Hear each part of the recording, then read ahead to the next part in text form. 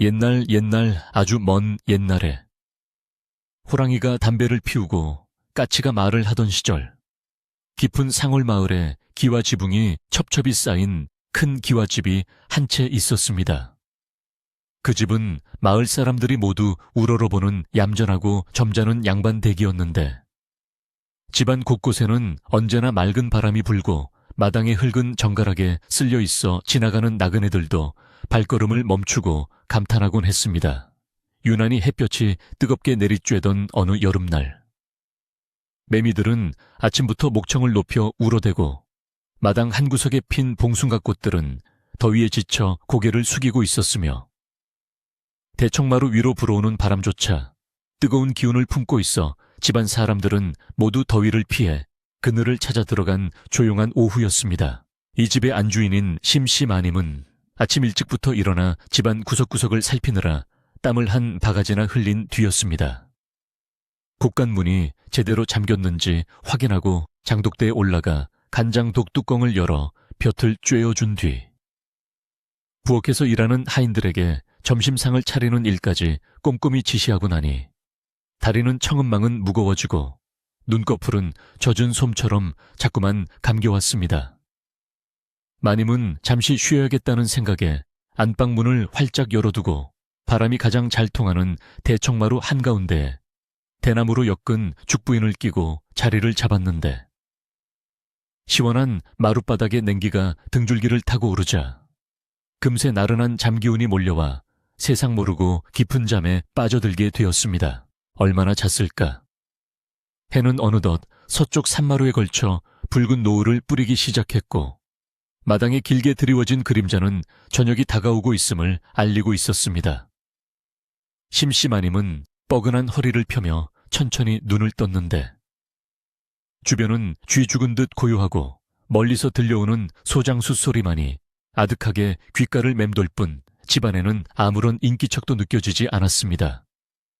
개운하게 낮잠을 자고 일어난 마님은 자리에서 일어나 옷매무새를 다듬으려 했는데 문득 자신의 하얀 못이 속치마 자락이 조금 걷어 올려져 있는 것을 발견하고는 화들짝 놀라며 얼른 치맛자락을 내리려 손을 뻗었습니다. 그런데 마님의 눈에 믿을 수 없는 기이한 광경이 들어왔으니 걷어 올려진 속치마 아래 드러난 허벅지 위쪽 살갗과 치맛단 끝자락에 검은 먹물이 묻어있는 것이 아니겠습니까? 처음에는 잘못 본 것이라 생각하여 눈을 비비고 다시 보았으나 그것은 분명 누군가 붓의 먹물을 듬뿍 찍어 써내려간 글씨 자국이 분명했습니다. 마님은 너무나 놀라 가슴이 쿵 하고 내려앉는 듯 했고 혹시나 누가 이 모습을 볼까 두려워 급히 치마를 끌어내려 다리를 덮고 주위를 두리번거리며 떨리는 목소리로 하인들을 불렀으나 대답하는 이는 아무도 없었습니다. 심씨마님은 심장이 방망이질 치는 것을 느끼며 조심스럽게 치마를 다시 걷어 올려 그 정체불명의 흔적을 자세히 들여다보았습니다. 허벅지 안쪽 깊숙한 곳까지 이어진 먹물 자국은 마치 누군가가 급하게 휘갈겨 쓴 편지글처럼 보였는데 글씨가 워낙 괴상하고 흘려 쓴 탓에 도무지 무슨 내용인지 알아볼 수가 없었지만 분명한 것은 누군가 자신이 잠든 사이에 몰래 다가와 이런 짓을 저질렀다는 사실이었습니다.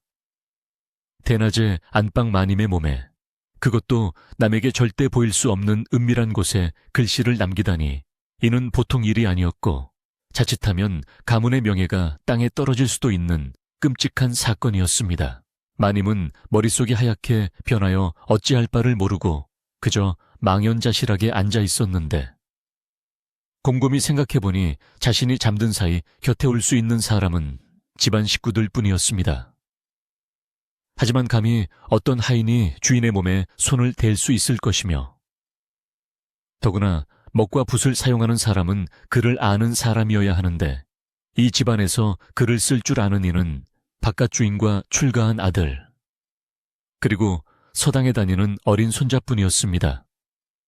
바깥 양반은 며칠 전 먼 고을로 볼일을 보러 떠나 집을 비운 상태였고 아들도 장터에 나가 아직 돌아오지 않았으니 도대체 누가 이런 해고에망측한 장난을 쳤단 말인지 도무지 짐작이 가지 않았습니다. 불길한 생각은 꼬리에 꼬리를 물고 이어져 마님의 상상력을 자극하기 시작했는데 혹시 담을 넘어온 괴한이 몹쓸 짓을 하고 간 것은 아닌지 아니면 평소 자신을 흠모하던 누군가가 몰래 들어와 사랑의 미로라도 적어놓고 간 것은 아닌지 별의별 생각이 다 들었습니다. 만약 이것이 동네방네 소문이라도 난다면 칠거지약이니 뭐니 하며 쫓겨날지도 모를 일이었고 평생 쌓아온 정숙한 부인이라는 명성은 하루아침에 물거품이 될 것이 뻔했습니다. 마님은 얼굴이 홍당무처럼 붉어져서 부들부들 떨리는 손으로 먹물이 묻은 살갗을 문질러 보았지만 이미 굳어버린 먹은 살에 베어들어 쉽게 지워지지 않았습니다.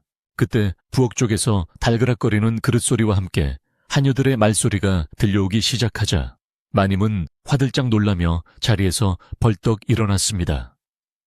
지금 당장 이 흉측한 흔적을 없애야 한다는 생각에 마님은 급히 안방으로 뛰어들어가 문을 굳게 걸어 잠갔고 장롱문을 열어 새 속치마와 겉치마를 꺼내 손이 보이지 않을 정도로 빠르게 갈아입기 시작했습니다. 벗어놓은 속치마는 선명한 먹물 자국이 남아있어 마치 자신을 비웃기라도 하는 듯 검은 입을 벌리고 있는 것 같았고 마님은 그것을 보는 것만으로도 오금이 저려 얼른 둘둘 말아 장롱 깊숙한 곳 아무도 찾지 않는 헌옷 가지들 사이에 쑤셔 넣었습니다. 옷을 갈아입고 나서도 마님은 마음이 놓이지 않아 대야에 물을 떠다 놓고 수건에 물을 적셔 허벅지에 묻은 먹물을 박박 문질러 닦아내기 시작했습니다. 살같이 벌겋게 달아오르고 쓰라릴 정도로 문지르고 나서야 검은 자국은 희미해졌지만 마님의 마음속에 찍힌 불안의 도장은 지워지기는커녕 점점 더 짙어만 가고 있었습니다.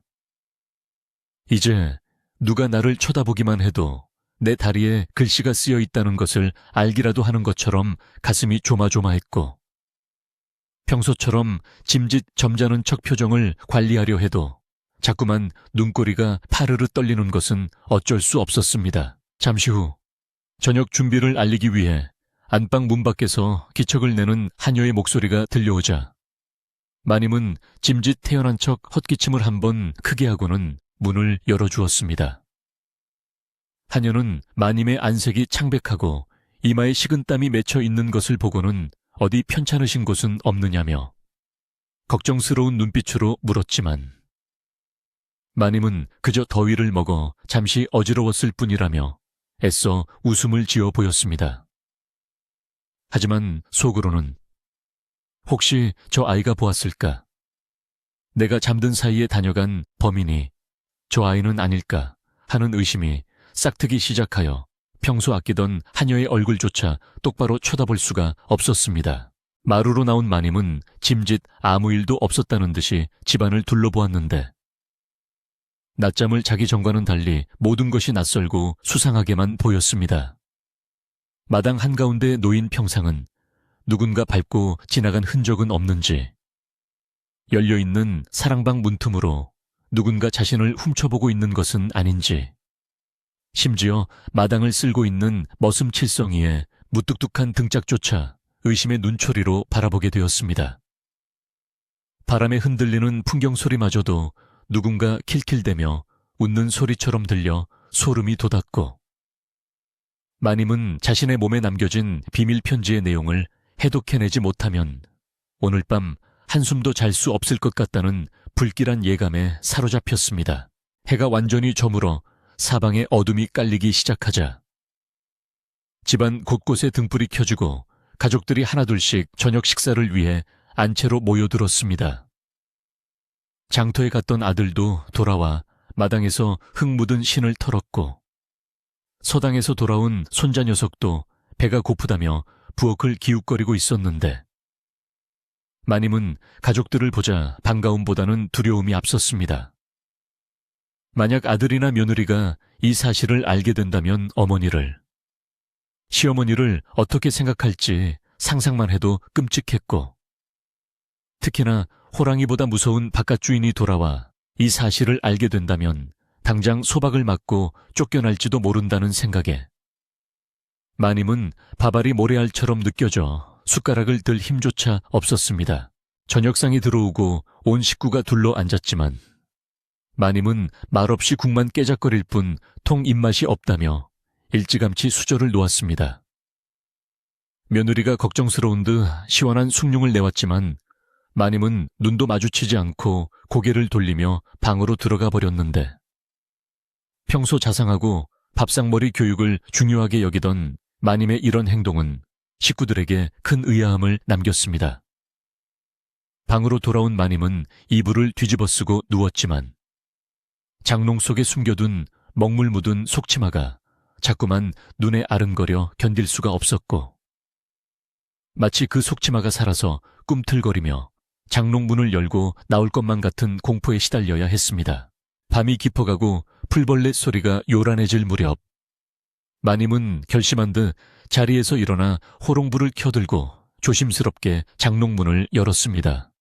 아무래도 그 속치마를 이대로 두어서는 안 되겠다는 생각에 모두가 잠든 틈을 타 몰래 태워버리거나 우물가에 가서 빡빡 빨아버려야겠다고 마음먹은 것이었습니다. 마님은 떨리는 손으로 장롱 깊숙이 처박아 두었던 속치마를 꺼내 품에 안았는데 그때 문 밖에서 누군가의 발자국 소리가 사박사박 들려오자 마님은 소스라치게 놀라 황급히 촛불을 끄고 숨을 죽였습니다. 발자국 소리는 점점 가까워져 안방 문 앞에서 멈추었고 마님은 심장이 터질 것 같은 긴장감 속에서 문고리를 움켜쥐고 제발 그냥 지나가기를 간절히 기도했습니다. 그것은 바람소리였을까요? 아니면 밤마시를 나갔다 돌아온 고양이였을까요? 아니면 정말로 낮에 글씨를 남기고 간 그 범인이 다시 찾아온 것일까요? 칠흑 같은 어둠 속에서 마님은 품에 안은 속치마를 생명줄인 양 꼭 쥐고 있었고 이 비밀스러운 사건은 이제 막 시작되었을 뿐 아무도 예측할 수 없는 방향으로 흘러가고 있었습니다. 밤새 뜬 눈으로 밤을 지새운 심씨 마님은 새벽달기 회를 치며 울어댈 무렵에야 겨우 깜빡 잠이 들었는데 마음속의 근심 탓인지 잠자리조차 가시방석 같아 깊은 잠을 이룰 수가 없었습니다. 마님은 꿈속에서도 검은 붓을 든 도깨비들이 쫓아와 자신의 온몸에 낙서를 하려 달려드는 악몽에 시달리다 식은땀을 흘리며 소스라치게 놀라 깨어났습니다. 창호지 문 너머로 희뿌연 아침 햇살이 스며들고 있었고 마당에서는 머슴들이 마당을 쓰는 빗자루 소리가 사각사각 들려왔지만 마님의 가슴 속에는 여전히 먹구름이 잔뜩 끼어 있어 답답하기만 했습니다. 마님은 자리에서 일어나자마자 본능적으로 장롱문을 열어보았는데 어젯밤 꽁꽁 숨겨두었던 문제의 속치마가 보이지 않아 그 자리에서 얼어붙고 말았습니다. 가슴이 철렁 내려앉은 마님은 눈을 비비고 장롱 속을 샅샅이 뒤졌으나 헌옷 가지들 사이에 깊이 박아두었던 속치마는 감쪽같이 사라지고 없었습니다. 마님은 머릿속이 하얗게 변하여 방바닥을 치며 탄식했는데 곰곰이 생각해보니 새벽녘 자신이 선잠이 들었을 때 부지런하기로 소문난 친모가 빨랫감을 챙겨나가는 기척이 있었던 것 같았습니다.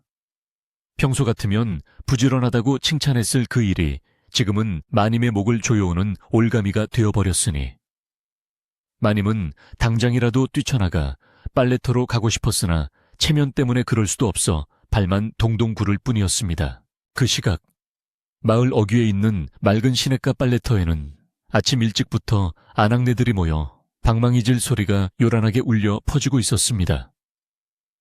심씨 마님 댁의 친모인 월이는 산더미처럼 쌓인 빨랫감을 풀어헤치며 콧노래를 흥얼거리고 있었는데 유난히 구석에 뭉쳐진 하얀 속치마 하나가 눈에 들어왔습니다. 월이는 아무 생각 없이 그 속치마를 집어들어 물에 적시려다가 치마폭 안쪽에 검게 번져 있는 기이한 얼룩을 발견하고는 손을 멈칫했습니다. 그것은 흙이나 음식 국물이 묻은 것이 아니라 분명 누군가 붓으로 정성스럽게 그러나 급하게 쓴 글씨 자국이 선명했기 때문입니다. 월이는 글을 읽을 줄 모르는 까막눈이었지만 양반집에서 오래 일한 눈썰미로 그것이 단순한 낙서가 아님을 단번에 알아차릴 수 있었습니다. 하얀 속살이 닿는 은밀한 부분에. 그것도 안방마님의 속침의 먹물로 글씨가 쓰여 있다는 것은 상상조차 하기 힘든 해괴한 일이었습니다. 월이는 고개를 갸웃거리며 옆에서 빨래를 하던 이웃집 수다쟁이 곽씨 부인을 툭툭 쳤는데, 입이 싸기로 유명한 곽씨 부인의 눈이 호기심으로 반짝이며 그 속치마로 쏠린 것은 불을 보듯 뻔한 일이었습니다. 아니, 이게 웬 글씨래. 양반네들은 속옷에다가도 부적을 써서 입나. 곽씨 부인은 빨래 방망이를 내려놓고 호들갑을 떨며 월이의 손에서 속치마를 낚아채듯 가져가 이리저리 뜯어보았습니다. 곽씨 부인 역시 그를 모르기는 매한 가지였으나 남의 말을 지어내고 부풀리는 데는 타의 추종을 부러워하는 재주를 가진 사람이었습니다. 그녀는 검은 글씨 자국을 뚫어지게 쳐다보더니 곧이어 의미심장한 미소를 지으며 주변 안악들을 향해 눈짓을 보냈고, 빨래터의 방망이 소리는 순식간에 잦아들고 쑥덕거리는 말소리가 그 자리를 채우기 시작했습니다. 이것 좀 보게. 이건 분명 사내 놈이 쓴 연서가 틀림없어. 점잖은 척은 혼자 다 하더니 심씨 마님에게 남모르는 정인이라도 생긴 게야. 곽씨 부인의 입에서 나온 말은 삽시간에 빨래터 안악들의 귀를 타고 흘러 들어갔고, 그 말은 살이 붙고 뼈가 더해져 기가 막힌 이야기가 되었습니다. 누군가는 마님이 밤마다 담을 넘는 사내를 만난다고 했고, 누군가는 그 사내가 사랑의 맹세를 잊지 않으려 마님의 허벅지에 글을 새긴 것이라며 낯뜨거운 상상을 보태기까지 했습니다. 맑게 흐르던 시냇물은 순식간에 혼탁한 소문의 강물이 되어 마을로 흘러들 준비를 마쳤습니다. 한편 집안에 갇혀 안절부절 못하던 심씨 마님은 밖에서 돌아오는 월이의 기척에 귀를 곤두수고 있었습니다. 대문을 들어서는 월이의 표정이 어두운지 밝은지, 혹시나 손에 그 속치마를 들고 오지는 않는지 문틈으로 훔쳐보았으나 월이는 평소와 다름없이 빨래 바구니를 머리에 이고 들어와 마당 한 구석 빨랫줄의 옷들을 널기 시작했습니다. 마님은 심장이 터질 것만 같아 차마 밖으로 나가지 못하고 방 안에서 서성거리기만 했는데, 빨래를 너는 월이의 손길이 어쩐지 평소보다 거칠고, 부엌에서 일하는 다른 하녀들과 눈을 마주치며 킬킬거리는 모습이 눈에 들어왔습니다. 오후가 되자 집안 분위기는 눈에 띄게 달라져 있었는데, 마당을 오가는 하인들의 눈초리가 예전 같지 않음을 마님은 피부로 느낄 수 있었습니다. 평소에는 마님과 눈이 마주치면 공손하게 허리를 굽히던 머슴들이 오늘은 슬금슬금 피하거나 뒤돌아서서 자기들끼리 귓속말을 주고받는 것이었습니다. 심지어 부엌에서는 그릇 깨지는 소리와 함께 어머, 정말이야, 세상에, 마님이 하는 쑥덕거림이 바람을 타고 안방까지 들려와 마님의 얼굴을 화끈거리게 만들었습니다. 마님은 억울하고 분통이 터져 당장이라도 나가 호통을 치고 싶었지만 소문의 근원이 자신의 속침에 있다는 사실 때문에 입을 꾹 다물 수밖에 없었습니다. 시간이 지날수록 소문은 눈덩이처럼 불어나 이제는 집안 하인들을 넘어 담장 넘어 이웃집까지 퍼져나가고 있는 듯 했습니다. 이웃집 담장 너머에서 쯔쯔쯔, 역시 열길 물속은 알아도 한길 사람 속은 모른다더니 하는 혀차는 소리가 들려왔고, 대문 앞을 지나가는 동네 개들조차 자신을 비웃는 것 같아 마님은 방문을 걸어 잠그고 이불을 뒤집어 쓴 채 끙끙 앓아누웠습니다. 죄 없는 마님은 졸지에 부정한 여인으로 몰려 바깥 세상과 단절된 채 방 안이라는 감옥에 스스로를 가두고 말았습니다. 저녁 무렵 마님의 가슴을 더욱 조여오는 소식이 전해졌는데, 며칠 동안 출타 중이던 바깥 주인이 내일 아침 일찍 돌아온다는 전갈이었습니다. 호랑이보다 더 무섭고 대쪽같기로 소문난 영감님이 이 해괴한 소문을 듣게 된다면 진위를 따지기도 전에 마님을 멍석말이하여 내쫓을지도 모를 일이었습니다. 마님은 눈앞이 캄캄해져 밥도 먹지 못하고 물 한 모금 넘기지 못한 채 방바닥에 엎드려 하염없이 눈물만 흘렸습니다. 도대체 누가 왜 이런 짓을 하여 평생을 정절을 지키며 살아온 자신을 구렁텅이로 몰아넣는단 말입니까? 밤이 깊어지자 마당에는 어둠이 내려앉았지만 마님의 방에는 불이 꺼질 줄 몰랐고 마님의 한숨 소리만 깊어가고 있었습니다. 그때 방문 밖에서 마님, 접니다. 들어가도 되겠습니까? 하는 나직하하고 굵은 목소리가 들려왔는데 그것은 마님을 친정에서부터 모셔온 늙은 유모의 목소리였습니다. 마님은 황급히 눈물을 훔치고 옷매무새를 다듬으며 문을 열어주었는데 들어서는 유모의 손에는 곱게 개어진 하얀 천뭉치가 들려 있었습니다. 그것은 다름 아닌 아침에 사라졌던 그 문제에 먹물 묻은 속치마였습니다.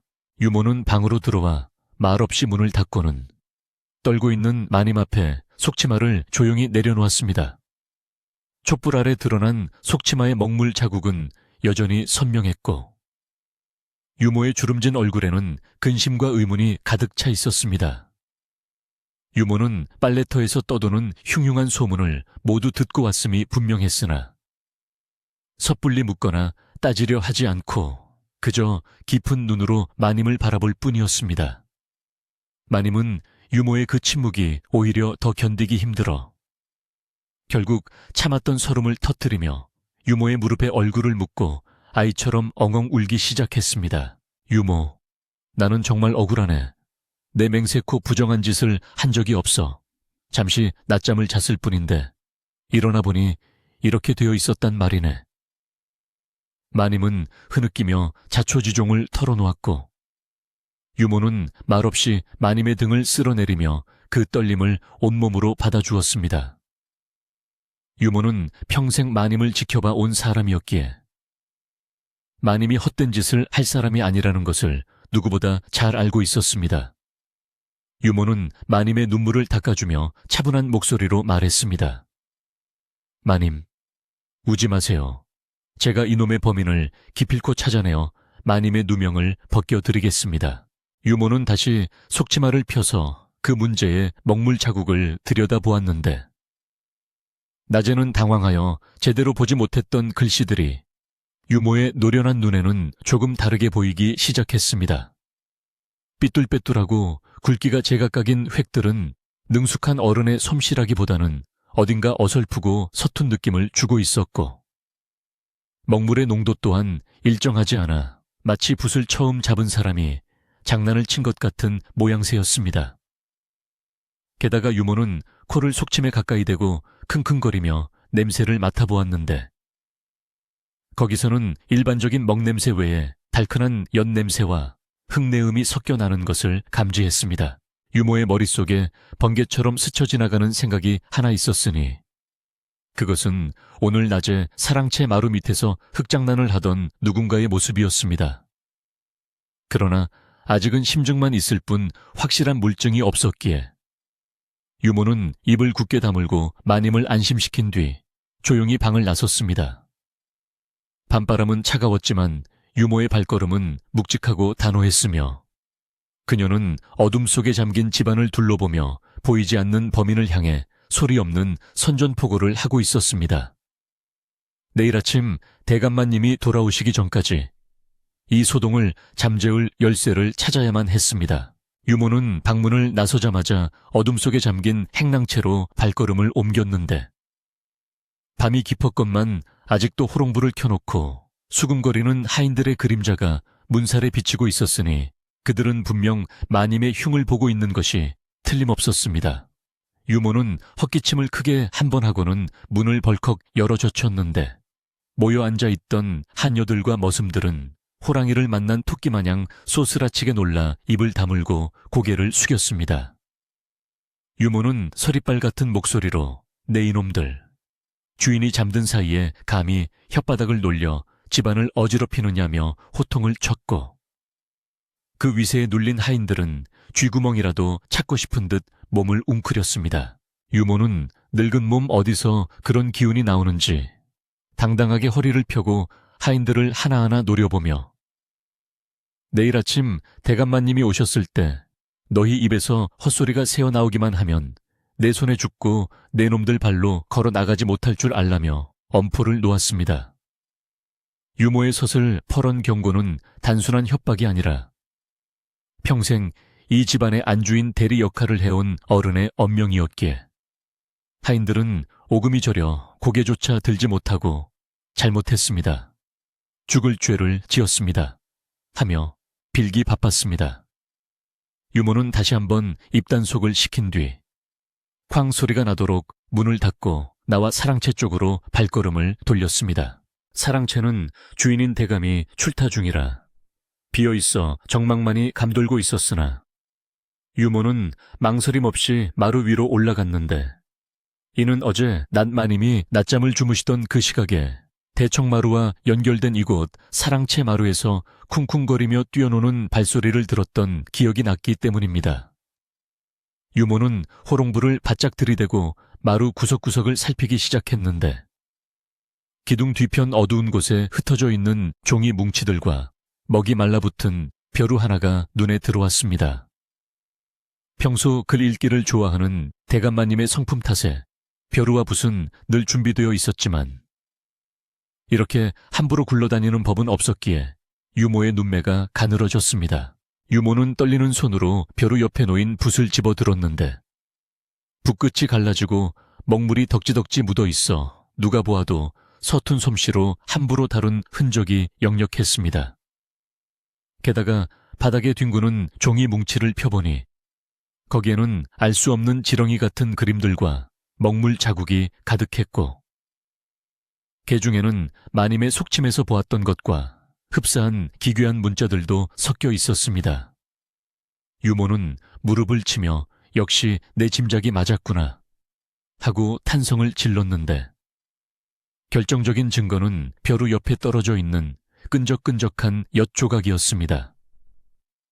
이 집안에서 엿을 입에 달고 사는 사람은 단 한 명, 바로 대감마님의 금지옥엽 외손자 칠복이뿐이었습니다. 사건의 전말이 머릿속에 그려지자 유모는 안도의 한숨을 내쉬면서도 한편으로는 기가 막혀 헛웃음이 나왔는데 철없는 손자 녀석이 할아버지가 없는 틈을 타 서재를 놀이터 삼아 놀다가 붓장난에 재미를 붙여 잠든 할머니의 치마포개까지 손을 댄 것이 분명했습니다.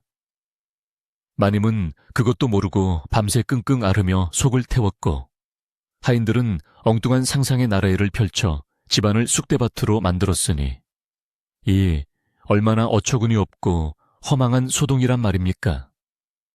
유모는 증거품인 붓과 엿 조각을 챙겨들고 사랑채를 나오며 내일 아침 이 소동을 어떻게 마무리 지을지 곰곰이 생각에 잠겼습니다. 동이 트자마자 마을 어귀에서 말발굽 소리가 요란하게 울려 퍼지더니 대감마님의 우렁찬 기침 소리가 대문 밖에서부터 들려와 온 집안을 긴장시켰습니다. 이리 오너라 하는 호령 소리에 졸고 있던 문지기가 화들짝 놀라 대문을 활짝 열었고 밤새 뜬 눈으로 밤을 지새운 하인들은 사색이 되어 마당으로 뛰어나왔습니다. 대감마님은 먼 길을 다녀온 피로한 기색도 없이 위풍당당하게 말에서 내렸으나 집안 공기가 평소와 달리 무겁고 하인들의 눈치가 이상하다는 것을 단번에 알아차렸습니다.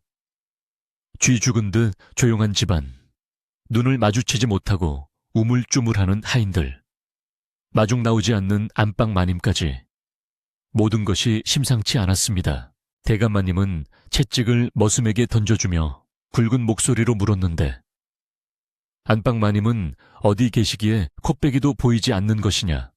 그리고 집안 꼴이 왜 이리 초상집처럼 칙칙하단 말이냐? 하는 호통에 머슴 칠성이는 식은땀을 줄줄 흘리며 말을 더듬었고 옆에 서 있던 하녀들은 고개만 푹 숙인 채 바들바들 떨고 있었습니다. 대감마님의 미간에 깊은 주름이 잡히고 목소리가 점점 높아지려는 찰나 안방문이 빼꼼히 열리며 수척해진 얼굴의 심씨 마님이 모습을 드러냈습니다. 마님은 밤새 흘린 눈물로 눈이 퉁퉁 부어 있었고 걸음걸이조차 위태로워 보여 대감은 깜짝 놀라 마루 위로 성큼성큼 올라갔습니다. 부인, 도대체 무슨 일이 있었던 게요? 얼굴이 반쪽이 되었구려. 대감마님의 걱정 어린 물음에도 마님은 입을 떼지 못하고 고개만 저으며 눈시울을 붉혔는데 차마 입 밖으로 내기 부끄러운 오해와 혹여. 남편이 소문을 믿을까 두려운 마음이 뒤섞여 마님의 목을 꽉 막아버린 것이었습니다. 그때 눈치 없는 곽씨 부인의 소문을 전해 들었던 늙은 식모 하나가 겁에 질려 저 마님께서 이상한 편지를 하고 웅얼거렸습니다. 그 한마디는 불난 집에 기름을 부은 격이 되어 대감마님의 눈썹이 꿈틀거리며 무서운 형형색색을 띠게 만들었습니다. 편지라니 그게 무슨 소리냐. 당장 바른 대로 고하지 못할까. 집안이 발칵 뒤집힐 위기의 순간 부엌 쪽에서 유모가 쟁반에 따뜻한 꿀물 한 그릇을 받쳐들고 태연하게 걸어 나왔는데 유모의 뒤에는 아직 잠이 덜 깨어 눈을 비비고 있는 6살 배기 손자 칠복이가 쪼르르 따라오고 있었습니다. 아이의 손과 입게에는 거뭇거뭇한 먹물이 묻어 있었고 옷자락에도 먹물이 튀어 지저분하기 짝이 없었으나 유모는 살벌한 분위기 따위는 아랑곳하지 않고 대감마님 앞에 꿀물을 내려놓으며 특유의 차분하고 위험 있는 목소리로 말했습니다. 대감마님, 오시느라 고생하셨습니다. 먼 길 다녀오시자마자 큰 목소리를 내시면 집안의 복이 달아납니다. 대감마님은 유모의 느긋한 태도에 기가 막혀 헛기침을 했지만 어릴 적 자신을 업어 키운 유모인지라 함부로 대할 수는 없었습니다. 자네는 뭔가 알고 있는 모양이군. 이 집구석이 도대체 왜 이러는지 시원하게 말 좀 해보게. 유모는 빙그레 웃으며 뒤에 숨은 칠복이의 등을 떠밀어 앞으로 내세웠습니다. 범인이 여기 있는데 누구를 탓하겠습니까? 어제 마님께서 낮잠이 드셨을 때 우리 칠복 도령이 할머니가 너무 보고 싶어 안방으로 숨어들었지요. 그런데 할머니가 너무 깊이 잠들어 깨지 않으시니 심심함을 못 이겨 붓 장난을 치신 모양입니다. 유모의 말에 대감마님과 심심마님 그리고 숨죽여 지켜보던 하인들의 눈이 휘둥그레졌고 유모는 품속에서 어제 챙겨둔 붓과 칠복이가 끄적거린 종이 뭉치를 꺼내 대감마님 앞에 펼쳐 보였습니다. 보십시오. 종이에 그려진 이 지렁이 같은 그림들이 마님의 속치마에 그려진 것과 똑같지 않습니까? 우리 칠복 도령이 훈장님께 배운 글씨를 자랑하고 싶었는데 종이가 모자라 그만 할머니의 하얀 치마폭을 도화지인 줄 착각하신 게지요. 유모는 칠복이를 바라보며 눈짓을 했고 영문을 모르는 아이는 그저 배시시 웃으며 먹물 묻은 손으로 코를 훔쳤습니다. 대감마님은 멍하니 종이와 손자의 얼굴을 번갈아 보다가 마님의 허벅지에 쓰였다는 비밀 편지의 정체가 고작 손자의 낙서였다는 사실을 깨닫고는 허탈한 표정을 지었습니다. 심각했던 대감의 얼굴 근육이 움찔거리더니 이내 참을 수 없다는 듯 허허허허 하고 너털 웃음을 터뜨렸습니다. 아니, 나는 또 무슨 역모라도 꿈인 줄 알았더니 고작 이 녀석의 붓 장난이었단 말인가. 대감의 호탕한 웃음소리가 마당에 울려 퍼지자 꽁꽁 얼어붙었던 집안의 공기가 봄눈 녹듯 순식간에 풀리기 시작했습니다. 심심마님은 그제야 다리에 힘이 풀려 자리에 주저앉으면서도 안도의 숨을 내쉬며 가슴을 쓸어내렸습니다. 밤새 자신을 괴롭히던 음흉한 사내의 그림자는 온데간데 없고 눈앞에는 사랑스러운 손자의 재롱만이 남아있었기 때문입니다. 마님은 칠복이를 끌어안으며 엉덩이를 팡팡 두드렸습니다. 이 녀석아, 할미가 너 때문에 10년은 늙었다. 어찌 그리 짓궂은 장난을 쳤느냐. 타박하는 말투였지만 그 속에는 미움 대신 안도와 사랑이 가득 담겨 있었고 칠복이는 영문을 몰라 하면서도 할머니 품에 파고들어 애교를 부렸습니다. 마당에 엎드려 있던 하인들도 그제야 상황을 파악하고 서로 얼굴을 마주보며 키득거리기 시작했는데 특히 헛소문을 퍼뜨리는데 일조했던 식모와 빨래터의 소문을 물어왔던 하녀들은 얼굴이 빨개져 고개를 들지 못했습니다. 대감마님은 그들을 향해 짐짓 엄한 표정을 지으며 꾸짖었습니다. 네 이놈들, 어린아이의 장난을 두고 주인을 의심하고 헛소문을 퍼뜨리다니. 내 이번만은 칠복이 덕분에 용서하지만 다시는 이런 일이 없도록 해라. 하인들은 감지덕지하여 머리를 조아렸고 집안에는 다시 활기가 돌기 시작했습니다. 유모는 흐뭇한 표정으로 이 광경을 지켜보며 슬그머니 부엌으로 돌아갔는데 오해는 풀렸고 팽팽했던 긴장의 끈은 끊어졌으며 남은 것은 가족들의 웃음소리뿐이었습니다. 그러나 아직 한 가지 남은 일이 있었으니 그것은 바로 밤새 헛소문을 퍼뜨리며 동네방네 떠들고 다녔을 곽씨 부인과 입산 마을 사람들의 입을 막는 것이었습니다.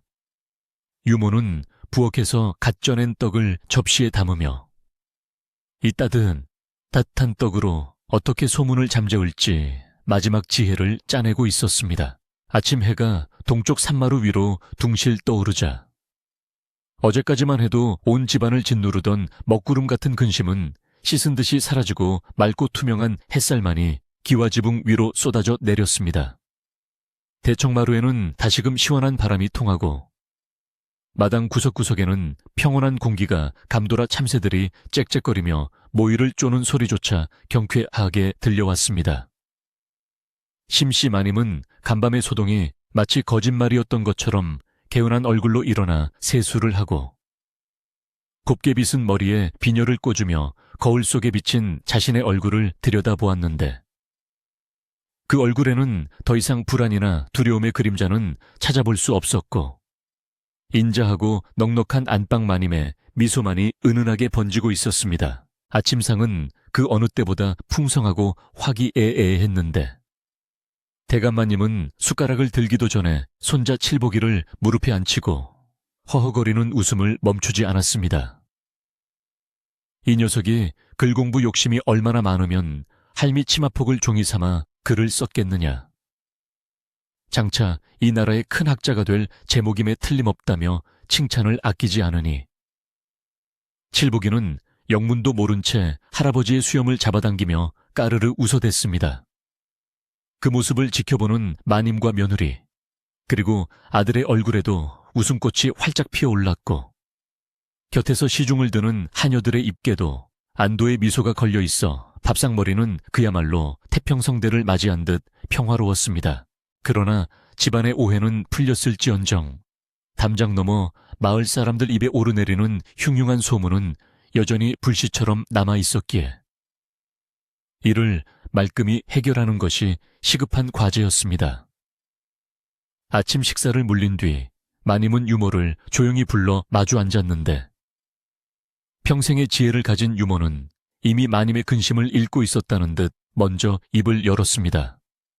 마님, 소문이란 것은 바람과 같아서 억지로 막으려 하면 더 크게 불어오는 법입니다. 그러니 맞서 싸우려 하지 말고 따뜻한 바람으로 감싸 안아 자연스럽게 사그라들게 해야 합니다. 유모의 말은 깊은 우물물처럼 시원하고 명쾌하여 마님의 막힌 속을 뚫어주었습니다. 유모의 계책은 이러했습니다. 오늘 점심때쯤 마을 안악들을 모두 집으로 초대하여 조촐한 잔치를 벌이되 핑계는 대감마님이 먼 길을 무사히 다녀오신 것을 축하하고 손자 칠복이의 글공부가 일치월장함을 기리기 위함이라 하는 것이었습니다. 마님은 고개를 끄덕이며 곧바로 하인들에게 지시를 내려 떡을 찌고 전을 부치게 했는데 고소한 기름 냄새와 달콤한 떡 냄새가 담장을 넘어온 마을로 퍼져나가자 사람들의 코를 자극하고 호기심을 불러일으키기에 충분했습니다. 심신의 집에서 무슨 잔치를 하나 봐. 사람들은 쑥덕거리면서도 그 맛있는 냄새에 이끌려 하나둘씩 기와집 대문 앞으로 모여들기 시작했습니다. 특히 빨래터에서 헛소문을 가장 크게 퍼뜨렸던 곽씨 부인은 이 냄새를 맡고 마음이 조마조마해졌는데 혹시 대감마님이 소문의 진상을 알고 자신을 불러다 경을 치려는 것은 아닌지 덜컥 겁이 났기 때문입니다. 하지만 호기심과 식탐이 두려움을 이긴 탓에 곽 씨 부인은 슬금슬금 눈치를 보며 다른 이웃 안악들 틈에 섞여 심씨 마님 댁대문 안으로 발을 들여놓았습니다. 마당에는 이미 멍석이 깔리고 소반 위에는 김이 모락모락 나는 시루떡과 노릇노릇하게 구워진 전, 그리고 시원한 수정과가 가득 차려져 있어 보는 이들의 군침을 돌게 만들었습니다. 심씨 마님은 대청마루에 단정하게 앉아 들어오는 손님들을 맞이했는데 그 표정이 어찌나 온화하고 당당한지 죄지은 사람들처럼 쭈뼛거리던 안악들은 오히려 기가 죽어 고개를 숙였습니다. 어서 들어오시게. 우리 바깥 양반이 돌아오신 김에 우리 손자 녀석 재롱도 자랑할 겸 떡 좀 했네. 많이들 드시고 가시게. 마님의 목소리에는 한 점의 부끄러움도 없었고 마치 아무 일도 없었다는 듯 태연자약한 태도에 곽 씨 부인과 안악들은 서로 눈짓을 교환하며 의아해했습니다. 정말 아무 일도 없었던 건가? 그 소문은 다 헛소리였나 하는 의구심이 그들의 머릿속을 맴돌았습니다. 그때 사랑방 문이 활짝 열리며 대감마님이 칠복이의 손을 잡고 마당으로 내려오셨는데 대감마님의 손에는 어제 유모가 찾아낸 그 먹물 묻은 종이 뭉치가 들려 있었습니다. 대감마님은 모여 앉은 안악들을 향해 너털 웃음을 지으며 말씀하셨습니다. 이웃분들, 이것 좀 보시오. 우리 손자 녀석이 글씨 쓰는 재미에 푹 빠져서 종이가 모자라니 제 할미 속치매까지 붓질을 했다지 뭡니까? 허허허, 내 참 기가 막혀서 원. 대감마님의 호탕한 목소리가 마당을 울리자 긴장하고 있던 사람들의 눈이 휘둥그레지며 일순간 정적이 흘렀습니다. 대감마님은 짐짓 엄한 표정을 짓다가 다시 웃음을 터뜨리며 말을 이었습니다. 어제 안 사람이 침에 묻은 먹물을 보고 놀라서 기절초풍을 했다는데 알고 보니 이 녀석의 짓궂은 장난이었지 뭡니까? 나는 그것도 모르고 무슨 큰일이라도 난 줄 알았어. 아이가 그를 사랑하는 마음이 너무 지나쳐 탈이니 이를 칭찬해야 할지 혼내야 할지 모르겠구려. 대감마님의 능청스러운 연기에 칠복이는 쑥스러운 듯 배시시 웃으며 할아버지 다리 뒤로 숨었고 그 천진난만한 모습은 그 어떤 변명보다 강력한 증거가 되어 사람들의 마음속 의심을 단번에 날려버렸습니다. 그 순간 곽 씨 부인의 얼굴은 홍시처럼 붉게 달아올라 쥐구멍이라도 찾고 싶은 심정이 되었습니다. 자신이 퍼뜨린 비밀 연선이 숨겨둔 정인인이 하는 말들이 얼마나 터무니없는 헛소리였는지, 그리고 그로 인해 점잖은 마님을 얼마나 곤란하게 만들었는지 깨닫게 되자 부끄러움에 고개를 들 수가 없었습니다. 다른 안악들도 사정은 마찬가지여서 아이고 세상에 우리가 괜한 헛다리를 짚었구먼. 칠복도령이 워낙 영특해서 생긴 일이네 그려 하며 어색한 웃음으로 상황을 무마하려 애썼습니다. 마님은 당황해하는 이웃들을 보며 속으로 쾌재를 불렀으나 겉으로는 내색하지 않고 더욱 상냥하게 권했습니다. 자, 떡이 식기 전에 어서들 드시게. 우리 칠복이가 쓴 글씨가 비록 속치마를 버려놓긴 했지만 덕분에 이렇게 이웃들과 맛있는 음식도 나누게 되었으니 오히려 잘된 일 아닌가. 마님의 넉넉한 인심에 감복한 사람들은 그제야 마음을 놓고 떡을 집어들며 마님의 덕망과 대감마님의 도량을 칭송하기 시작했습니다. 입안 가득 퍼지는 떡의 쫄깃함과 달콤함은 그동안 쌓였던 오해와 불신의 찌꺼기를 말끔히 녹여버리기에 충분했습니다. 잔치가 무르익어가자 마당에는 웃음소리가 끊이지 않았고 칠복이는 안악들의 귀여움을 독차지하며 이곳저곳을 뛰어다녔습니다. 곽 씨 부인은 슬그머니 마님 곁으로 다가와 모기만한 목소리로 사과를 건넸습니다. 마님, 제가 입이 방정이라 죽을 죄를 지었습니다요. 내 다시는 남의 말을 함부로 옮기지 않겠습니다. 마님은 곽 씨 부인의 손을 지그시 잡아주며 미소로 답했습니다. 사람이 살다 보면 그럴 수도 있지. 너무 마음에 담아두지 말게. 대신 우리 칠복이 나중에 장원 급제하면 그때나 동네방네 소문 좀 크게 내주시게나. 마님의 재치 있는 용서에 곽씨 부인은 눈시울을 붉히며 고개를 끄덕였습니다. 해질 무렵이 되어 잔치가 파하고 사람들이 모두 돌아가자 집안에는 다시 고요한 평화가 찾아왔습니다. 마당에 흩어진 떡 부스러기를 참새들이 와서 쪼아먹고, 저녁 노을이 붉게 물든 하늘 아래 굴뚝에서는 저녁 밥 짓는 연기가 모락모락 피어올랐습니다. 유모는 부엌에서 설거지를 하며 콧노래를 불렀고, 머슴들은 배부르게 먹은 탓인지 마루 밑에서 꾸벅꾸벅 졸고 있었습니다. 시끄러웠던 하루, 아니 며칠간의 소동이 드디어 막을 내리고 집안은 예전에 그 평온하고 안락한 모습으로 완전히 되돌아와 있었습니다. 밤이 깊어지자 풀벌레 소리가 자장가처럼 울려 퍼지고 달빛은 창호지 문을 은은하게 비추었습니다. 심씨 마님은 깨끗하게 빨아풀을 먹인 하얀 이불 속으로 들어가 누웠는데 몸에 닿는 이불의 감촉이 오늘따라 유난히 포근하고 부드럽게 느껴졌습니다.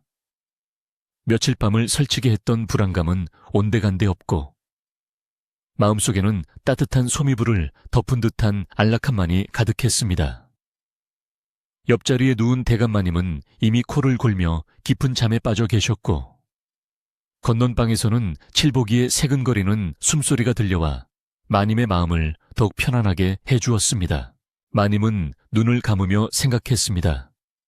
세상 일이란 것이 때로는 험한 파도처럼 몰아치지만 결국 진심과 믿음이 있으면 잔잔한 물결로 돌아오기 마련이구나. 이번 소동을 통해 가족 간의 믿음은 더욱 단단해졌고 이웃과의 관계도 비온 뒤에 땅이 굳어지듯 더욱 돈독해졌으니 그저 나쁜 일만은 아니었다고 스스로를 위로했습니다. 어쩌면 칠보기의 그 서툰붓 장난이 무미건조했던 일상의 작은 파문을 일으켜 서로의 소중함을 깨닫게 해준 선물이었는지도 모를 일입니다. 창밖에서 부는 바람소리가 나무잎을 스치는 소리가 마치 잘했다, 잘했다 하며 마님을 토닥이는 것만 같았습니다. 마님의 호흡은 점점 깊고 느려졌고 어느새 꿈나라로 가는 문턱을 넘어서고 있었습니다. 꿈속에서는 더 이상 도깨비나 먹물 자국이 나타나지 않고 맑은 시냇물이 흐르고 예쁜 꽃들이 만발한 꽃길을 손자 칠보기와 함께 걷는 평화로운 풍경이 펼쳐질 것입니다. 자, 이제 이야기는 끝이 났습니다. 마님의 허벅지에 남겨진 비밀 편지는 사실 꼬마 도련님의 귀여운 효심과 장난이 빚어낸 한바탕 소동이었고 그 덕분에 마을 사람들은 맛있는 떡을 나눠 먹으며 정을 쌓았습니다. 밤이 깊었습니다. 이 이야기를 들으신 여러분도 심씨 마님처럼 아무 근심 걱정 없이 편안하고 깊은 잠에 드시기를 바랍니다. 오늘 하루도 수고 많으셨습니다.